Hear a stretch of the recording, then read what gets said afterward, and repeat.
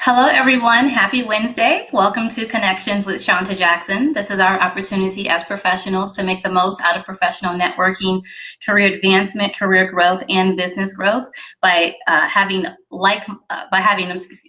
unscripted live chats with like-minded individuals. And this is our 8th episode. So thank you, everyone, for tuning in, for joining, for participating live, and for watching the instant replays. We are streaming live on both Facebook and YouTube. Your questions and comments are encouraged and welcomed. Again, this is unscripted, so you actually make the show the more that you participate. My next guest is Brian Sims. Brian is the Director of Quality and Health Improvement with the Maryland Hospital Association. And so in addition to being a healthcare executive, he is also a pillar in his local community. So we'll talk a little bit about that. And again, any questions that you have, please do chime in. This episode is brought to you by my favorite travel agent, Shawnta Jackson of Ambient Journeys, and you can learn more at ambientjourneys.com. And at this time, I'll bring on my colleague and LinkedIn connection, Brian Sims. Hey, good afternoon, Shawnta. Good to see you. Good to see you too, Brian. And you and we originally connected, I believe, this was in 2016 or 17. The inaugural Light City event here in Baltimore City. Yeah, so Light City, and they have these. It's a multi-day conference. Actually, it's an event. I would like to say it's an event. And so I was presenting at the time. I was an employee at the University of Maryland Center for Health Equity, and I was presenting on a barbershop initiative that I was responsible for leading as a guest speaker, and I had some co-facilitators with me, some barbers from Baltimore City and from Prince George's County. And you were there, along with you and some other colleagues. We exchanged business cards, and we connected on LinkedIn, and we've been connected ever since. And so I do appreciate you as a colleague and then also as a friend. Thank you. And I recall the things very similarly to you. And it's amazing how our journeys, how I have kind of picked up some of the things that you were doing then, and you have just kind of grown and moved on to some other things. And so it's been an amazing journey to watch. Yes, definitely. And so tell us a little bit about your role with the Maryland Healthcare Association. And then I have some personal questions for you about your career. Sure. So I've worked in healthcare the majority of my professional career. And, not to go into too much historical detail, but I've previously worked for individual hospitals in the past, but now I work for the Maryland Hospital Association, representing all 47 acute care hospitals and healthcare systems throughout the state of Maryland. And my role currently as Director of Quality and Health Improvement is focused primarily on policies that govern the safety and the quality of the care that patients receive in hospitals. And that also includes the health improvement aspect of that is also working on strategies and policies that help to reduce health disparities and also to increase health equity, which is something that I'm immensely passionate about. And, hopefully we get into some of the things that I do outside of my 9-to-5, which really ties my day job well with the things that I do in the community and some of the things that I'm passionate about outside of that. I'm glad that you mentioned that you have your day job, but there's some things that ties into that. And so that really just tells who you are as a person, and it's a part of your story and a part of your branding, regardless of your title or your organizational affiliation. Right. And so you mentioned health improvement. What are some current trends? So actually the state of Maryland, just Maryland in general, the entire hospital health system, public health system, I would say that Maryland is a leader in the United States. Yeah. And so with that said, what are some current strategies or trends that are occurring in Maryland within the hospital systems that other states and other folks across the country can probably learn from? Sure. So I can go real deep here, but I'm going to try to keep it on the surface. So Maryland is engaged in what is called a demonstration model, something that we've been engaged in for over 40 years now. And it has evolved over time, and it has evolved with the way that healthcare and the expectations of care that people expect to receive, and also the way the trends are moving. It has evolved with that. And so right now we're currently under what's called the total cost of care model. And just in a nutshell, what that means is identifying ways to essentially keep patients out of hospitals when it's not necessary, and to provide the care that folks need in the right space and at the right time. And so what that means is that healthcare systems and hospitals and healthcare providers are incentivized to provide care in the communities where people live, to provide care that addresses people's social needs, to address the conditions that people live in, the things that contribute to poor health and poor health outcomes. And Maryland is the only state in the country that operates under this model. And really it is a demonstration and something that the federal government has allowed Maryland to operate under as a demonstration for what other states can do and other ways that it can be adopted in other states. So we really are on the forefront of transforming healthcare. It's something that's really exciting to be a part of. And over the last year or so, particularly with COVID and with the racial reckoning in this country, there's been an intense focus around health disparities and health equity, which has, like I said, it's been amazing that my career has allowed me to pursue my personal passions in a professional way. And so I think that has been really exciting. And so again, just, like I said, to wrap it up, the trends in Maryland in particular, and you see it happening across the nation, it's really to, provide care where people are, and to provide care so that their conditions, health conditions, either don't develop or they don't worsen. And so that is something that, in my role with the Maryland Hospital Association, I'm really excited about, and something that I think can really bring some transformative change here in Maryland, but also across the nation. I'm proud of you and just everyone here in the state of Maryland that is a part of this. And this goes for healthcare, public health, nonprofit community, just health and human services, and all those supportive entities and industries around. Because for me, I'm glad that I'm here. I'm originally from Las Vegas, and I received my master's in public health from University of Nevada, Las Vegas. And I worked for a local public health department, and I received my foundation there. And I also was a part of the Nevada Public Health Association. And so I received my foundation from there, and just the start of my grooming as a public health professional. But where I really got just thrown into the weeds and got my exposure and just my career growth, and then later my business development and business growth, was here in the state of Maryland. And I'm pleased to be able to work with people across the nation. But the things that my experiences that I have here has actually prepared me, in my opinion, to work in the nation and probably in the world as it relates to community engagement, stakeholder engagement, community engaged research, and public health and health equity. So, I think I hope I didn't cut you off, but I want to point out the importance of a number of things that you said. You referenced community organizations, you referenced public health, you referenced,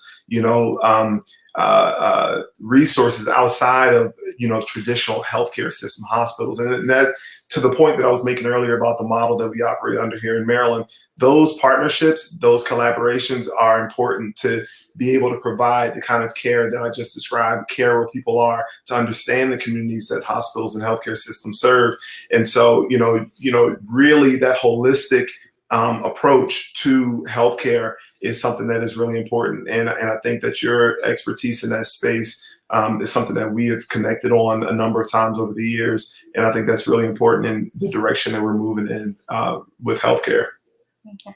So I want to focus on your personal endeavors, but before we move on, in addition to Maryland, what's going on the national level, the American Hospital Association, they have an initiative. I can't think of the acronym right now, but it's a healthcare collaborative, and a local community that I'm working with in Riverdale, Maryland. It's the Greater Riverdale Thrives Community Coalition. They've actually partnered with Luminous Healthcare. So with Luminous and Doctors Community Hospital, but Luminous, and they are actually their orientation is today. There's a cohort that the American Hospital Association has put together of hospitals and various community organizations and groups to do just what we're talking about, that holistic approach. And that initiative, just as a plug, so that initiative that I'm referring to with the Greater Riverdale Thrives Community Coalition is funded by Kaiser Permanente. So Kaiser Permanente, they have multiple, Kaiser Permanente of the Mid-Atlantic states, they have multiple place-based initiatives in the state of Maryland and in this region. So so hospitals in this region, in the DMV, not just Maryland, but in the DMV are definitely stepping up, and also across the country. So your personal endeavors. You ran for city council last year. You did not get elected, but tell us a little bit about your personal endeavors and the organizations or groups that you're involved with. Sure. I appreciate the way you just described that. I did not get elected. Sometimes, when I'm saying, or when I'm thinking about describing the outcome, it's natural to say I lost, but, I really did. It didn't feel like a loss at all. It felt like I gained so much connecting with the community, connecting with a lot of the, I call them stakeholders, whether they are residents, whether they are business organizations, whether they are advocates, those relationships meant so much. And to be able to gain a perspective of my community in a way that I don't think I would have gotten otherwise, I thought was extremely valuable. And, folks ask me all the time, do I consider running again, and will I run again? And, it's hard to answer that question. It's hard to say no, because, when I ran the first time, I had no intentions, immediately prior to that of running. But, my thing is always, where there's a need, where there's an issue that needs to be addressed, I'm always one that's willing to step up. But in the meantime, I think that our current elected officials, we will, have faith that they will do the things right for this city to move it forward. Outside of that, my wife and I, we founded a nonprofit, 6 years ago now, a little over 6 years ago now, the Greater Baltimore Health Improvement Initiative. And again, this was something that we founded before I was in the role that I'm in now. I was working more on financial policy at the Hospital Association. But we founded this organization to address the health disparities in Baltimore City, which can range as much as 20 years from block to block almost. The disparities in health can lead to a life expectancy, which is about 20 years disparate between communities here in the city. And so we started this nonprofit, the Greater Baltimore Health Improvement Initiative, to address the conditions that people live in and to identify strategies and solutions to improve people's health through non-clinical means. And again, that's focusing on the social determinants of health, something that we've talked about before. And we did that for a number of years. But then outside of that, I really am passionate about supporting local businesses, develop their businesses, and identify ways to engage in certain markets and certain opportunities. And so that is something that, I do as a labor of love. My wife and I are really passionate about helping others. And so that is something that, we always try to identify a way that we can give back in one way or another, because we believe we've been so blessed. And, that's something that's really important to us. So how do you find the time to do that? How do you find the time? So now let's talk about this work life and family balance. Right. How do you, with all of the things that you do, how are you managing? Let me share something I saw on Instagram last night, and whoever posted that, thank you. But it was Chadwick Boseman on Larry King. And one of the questions was, what was the most important lesson you've had to learn, or something to that effect? And it was how to say no. And, being someone who, I believe I'm a leader, and that comes with not just always being the person in charge. That doesn't come with just telling people what to do, but it comes with stepping up when people need help or when people ask for your help. And so with that, it's a challenge to say no. But that balance, and some people say there's no such thing as work-life balance or family work-life balance, and I disagree. But I think it requires you to be able to say no, and to be able to put your pencils down and do, something for yourself, something for your family. We have 2 small children, 4 and 6, and one of the things that helps that balance is involving your family in the things that you either are passionate about or the things that you do for a living. And my wife and I, we work in really the same industry. We have similar passions, whether it's volunteerism, giving back and, helping others. And so that balance really is easier when you have kind of shared interests. And our kids, I'll just tell this quick story. A little over a year ago, we were in the basement. It was when I was still running for office, and they saw all of the inner workings of that behind the scenes, because a lot of the campaign was run from inside the house, after the pandemic was declared. And they gave a press conference declaring that the pandemic was over, and it was so cute. But it really drove home the message for me that work doesn't always have to be work if you involve the people that you want to spend your time with around you, and make it fun. And, but sometimes you just got to put things down. We took an RV trip, and we, just disconnected for about a week. And so you have to force that time to balance things out a bit. But again, it's a bit easier when, especially for me, like I said, when my professional career just really intersects with a lot of my personal passions. But the problem is, I will say this, the problem is it sometimes it feels like you're always working when you're doing volunteerism, when you're doing things on the side that is very similar to your job. It does feel like work all the time, but you got to find ways to make it fun. Yes, and then even when you're not physically working, it's still in your conscious and your subconscious. And when you're cooking, when you're taking a walk, when you're driving, when you're in bed, when you're getting dressed, you're always thinking about something, right? So it's really training yourself, and I guess compartmentalizing. Mm-hmm. And you know what? This is I'm shut off. I'm shut down. And one of the strategies that I like to do, when I do it, it works well. And when I don't do it, I notice it and I feel it and I suffer from it. And so because I suffer from it, I quickly get back on track. Yeah. But before I go to bed, I like to journal. Mm-hmm. And so sometimes it's about my day. It's always about gratitude. But then also I like to write down the things that I'm working towards, and I like to plan the next day. And so this is what I'm doing this. And sometimes I even schedule it in my phone. Mm-hmm. But it helps me to sleep better. When I do that, that's when I get my full night rest. When I go to bed with all of that stuff on my mind, that's when I'm up in the middle of the night and I'm too up early, and then I'm kind of drowsy or lagging during the day. But that's something that I definitely do, because we do need to learn how to compartmentalize and know when to shut our brains off. Mm-hmm. Yeah, I think that's really important. And what to me that signals is the completion of something. It signals, kind of checking off something off of a list, a to-do list. I've never been good about doing that, but when I do it, it feels like a sense of accomplishment. And when I feel like I've accomplished something, even if it's just writing a list and checking it twice, it's easier for me to shut my mind off when I feel like, okay, I got that thing off the list that I wanted to do, that I wanted to accomplish. And it's a lot easier for me to relax in my quiet time. One of the things I like to do is I run. I like to ride my bike a lot and work out.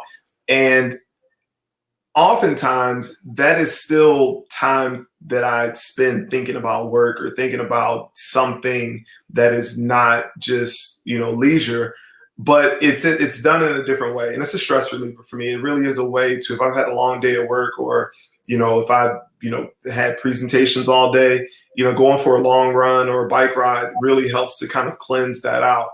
And actually, I feel like that is also a thing that I check off my list, because when I get back, I feel a lot more calm and at ease and just relaxed. And I feel like I've accomplished something, and I can, just fully engage and be present for, whatever is at home or whatever is, not work related.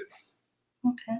And we have Lorinda McKelvey, one of my favorite viewers, checking in. And last week I interviewed Franklin Baker. So Franklin mm-hmm. is the president and CEO of United Way of Central Maryland. Mm-hmm. And she asked an awesome question about data-driven decision-making, mm-hmm. which actually I used it as a video clip. So she always has great insight and great questions. And thanks, Lorinda, for checking in from Chicago. And she says, thanks for sharing how you maintain balance between work, your nonprofit, and family.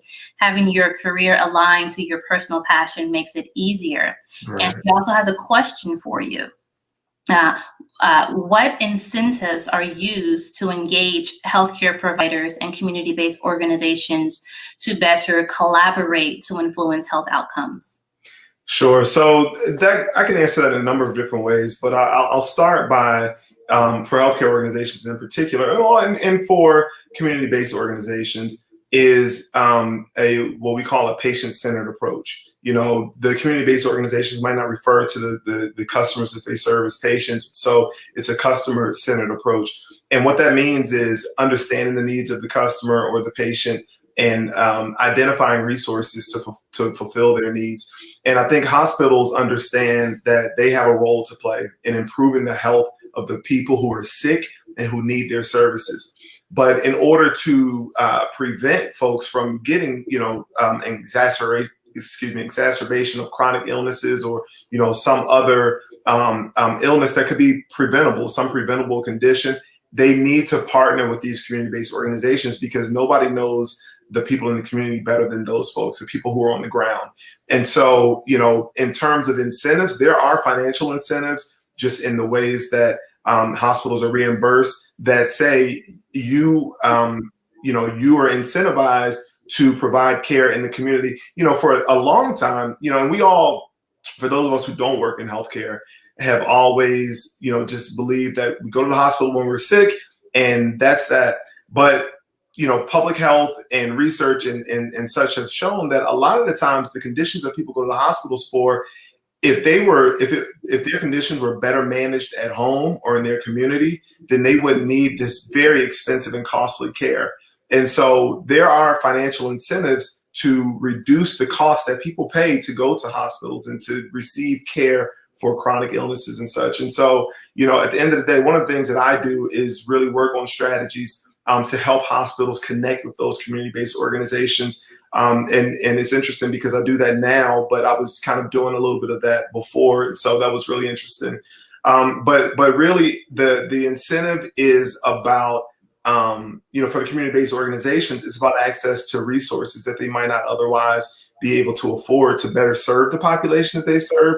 And for hospitals, it's access to better understand and deepen your relationship with the community that you serve. So it's two ways. It's a two-way incentive, and I think it's something that's really good to see, especially in an urban area like Baltimore City, where a lot of the conditions that folks live in is there are multi-factors that contribute to some of the health outcomes. And it's not something that can be solved by any one entity. And I think everybody recognizes that.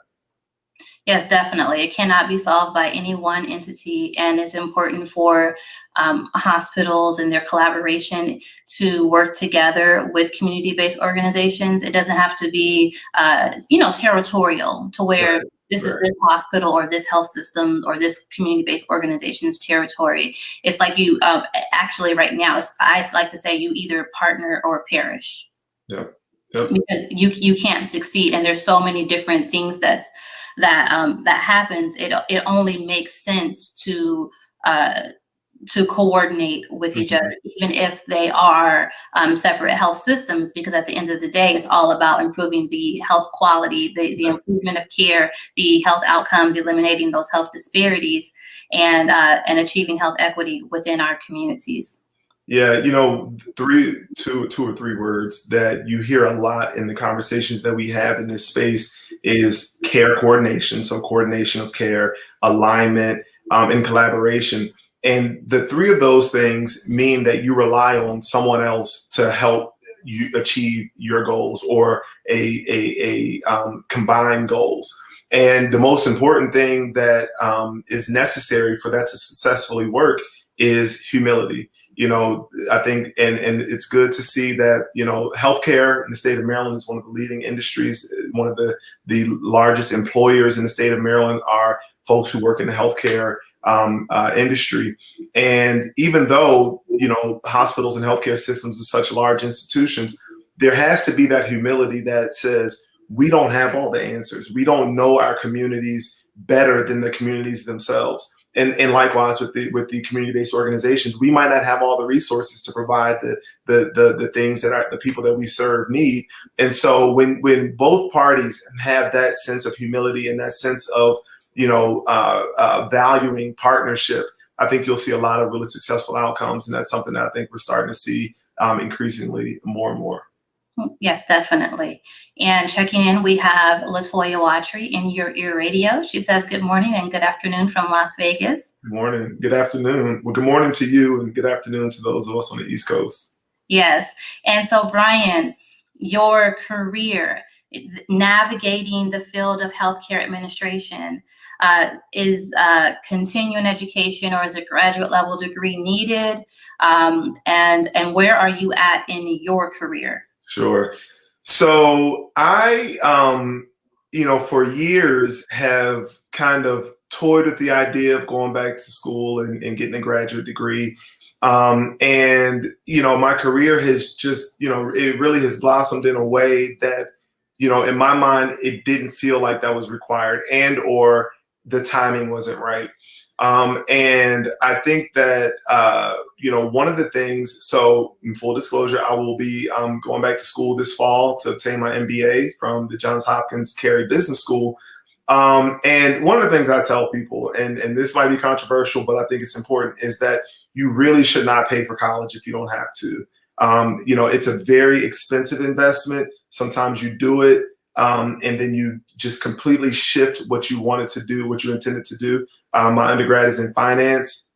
I worked in finance for a couple of years, but what I do now really has nothing to do with that. College does teach you some valuable lessons, but there's so much money out there to pay for your higher education. And for me, it wasn't necessarily a necessity. It was, I'll share this. A friend of mine years ago told me when I was feeling in a rut in my career, she's like, Brian, you have to increase your toolkit. And, that can mean a lot of different things, whether it's to read more, whether it's to, identify career development opportunities. And for me, I always valued education, always valued higher education. And I had an opportunity to attend grad school to get my MBA. And I took that.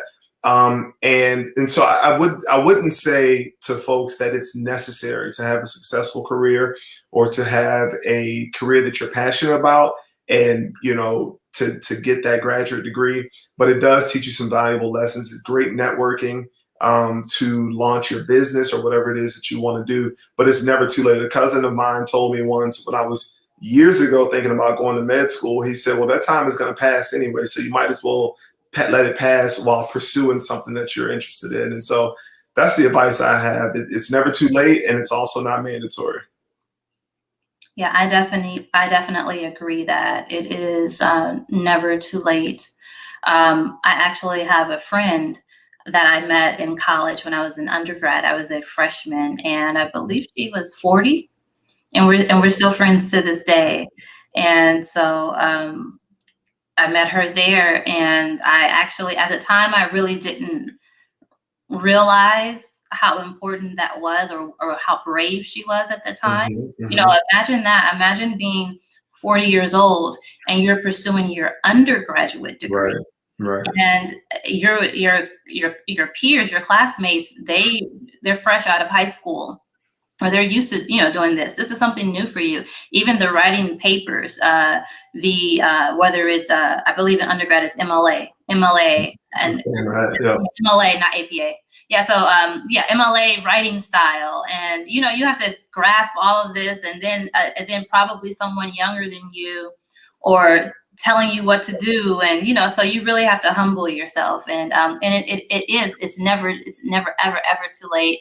And I do value, I don't think that you have to have a degree in order to get a job necessarily. Mm-hmm. But I guess this depends on which field you're entering. Right. So sometimes that's the basic requirement. So, but it's not the degree, it's the foundation, it's the experience, it's the growth. That's the benefit of it. It's not that now that I have, because a lot of people get bamboozled, They get bamboozled and they'll pursue their PhD, and they thought just because now that they have their PhD, that they should automatically have this director or executive position, and that they should be making six figures, and then they have this wake up call.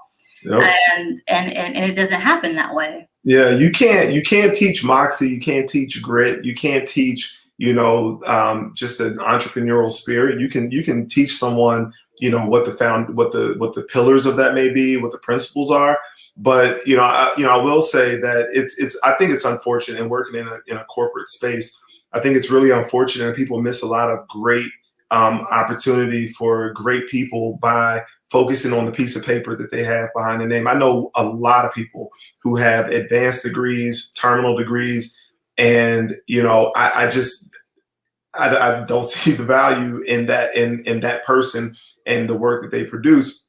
And I say that not to be controversial, but that's something that I think, when we talk about racial disparities in hiring and opportunities, and just some of the barriers that Black folks in this country encounter when it comes to higher education, when it comes to the affordability of it, and just generational wealth that we've been left out of, I think it's a really unfortunate thing, because I can tell you, we've gained a lot of skills that you don't teach in college, that have been passed on from our parents who,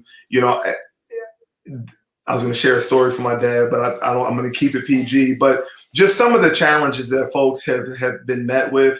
And I think that we sometimes place too great a value on what people don't have versus what people do have. And I think that the leaders in corporate spaces really need to do a better job evaluating talent that is outside of a degree. And that is something that I'm intensely passionate about. And one day, when I go on to start my own business, that'll be a principle of that organization. Yes, I definitely agree. And for myself, I actually, I've been denied a lot in my professional career. I tried different cities. Actually, how I moved to Maryland and got my job, I met the guest speaker, and I approached him after we connected.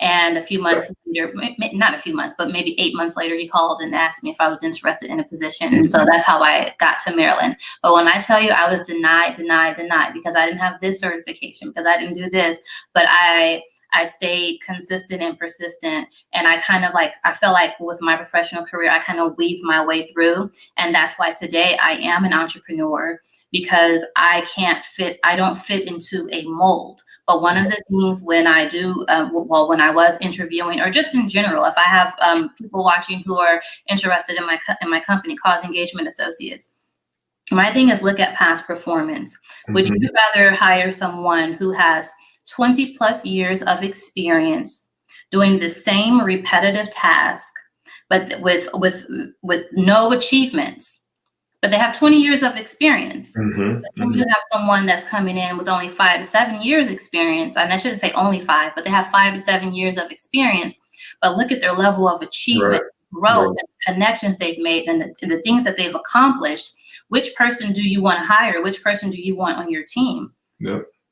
And there's a space for everybody. Some people aren't interested in being at the front of the line. Some people aren't interested in branching out on their own, and some people aren't interested in running for office. Some people aren't interested in those things.